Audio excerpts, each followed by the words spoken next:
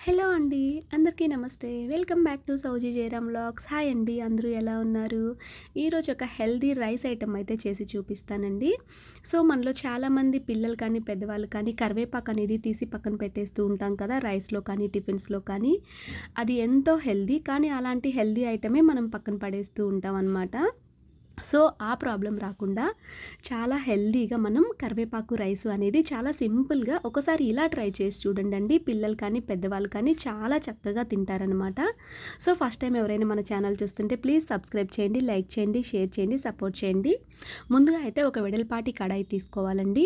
దాంట్లో ఒక చిన్న బౌల్ చూపిస్తున్నాను కదా! నేను మెజర్‌మెంటు స్పూన్స్ అయితే ఒక 3 స్పూన్స్ అలాగా ధనియాలు, మినప్పప్పు, జీలకర్ర, తెల్లవి నువ్వులు ఇవన్నీ తీసుకోవాలండి. చూసారు కదా!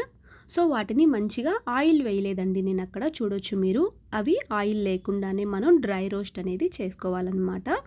ఎక్కడ మాడిపోకుండా చక్కగా అవి కలుపుకుంటూ ఉండాలి. ఇప్పుడు మనం దాంట్లో రైస్‌లో మనం కారం యాడ్ చేయం కాబట్టి దీంట్లోనే ఎండుమిర్చి అనేవి వేసుకుంటున్నాం అనమాట.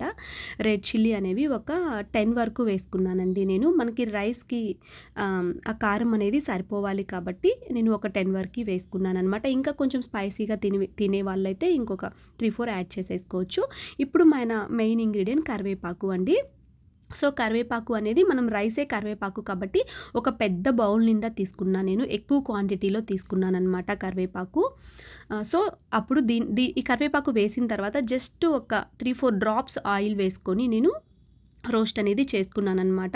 అవి చక్కగా వేగిపోయిన తర్వాత ఇలా ఫైన్‌గా పౌడర్ పట్టేసుకోవాలి. ఈ పౌడర్ పట్టేటప్పుడు మనం వెల్లుల్లి కూడా వేసుకోవాలండి. అప్పుడే ఆ ఫ్లేవర్ చాలా బావుంటుందనమాట. నేను వెల్లుల్లి చూపించడం స్కిప్ అయిపోయింది మధ్యలో. సో, ఒక చిన్న వెల్లుల్లిపాయ, ఒక గడ్డ తీసుకొని నేను ఆ పాయలు మొత్తం అయితే వేసేసుకున్నానన్నమాట. విత్ పీల్ తోటే వేసేసాను. అప్పుడే బావుంటుంది.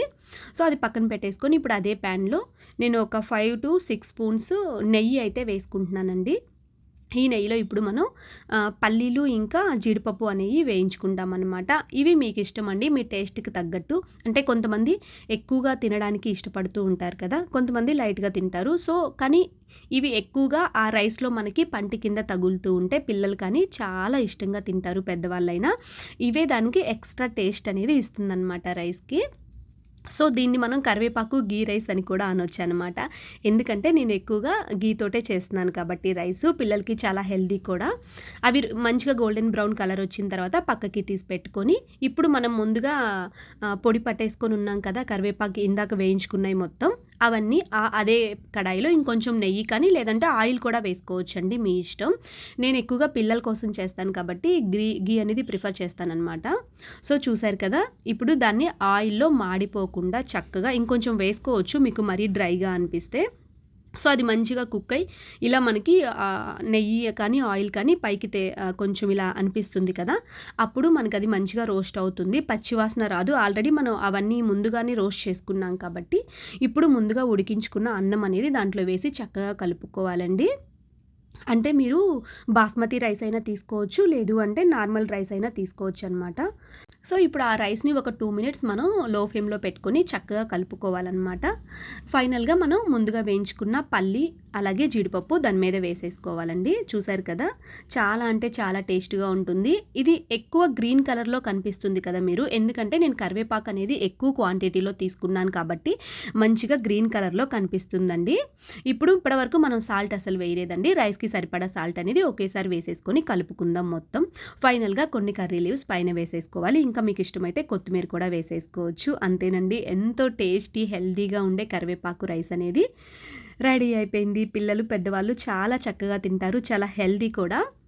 మీకు ఇది ఇంకా కొంచెం వైట్‌గా కలర్ అనేది ఎక్కువ డార్క్‌గా అనిపిస్తుంది అంటే కరివేపాకు క్వాంటిటీ అనేది తక్కువ వేసుకుంటే మీకు ఇంత గ్రీన్‌గా ఉండదు. కానీ నేను చేస్తుందే కరివేపాకు రైస్ కాబట్టి నేను కరివేపాకు అనేది ఎక్కువ క్వాంటిటీలో తీసుకున్నాను.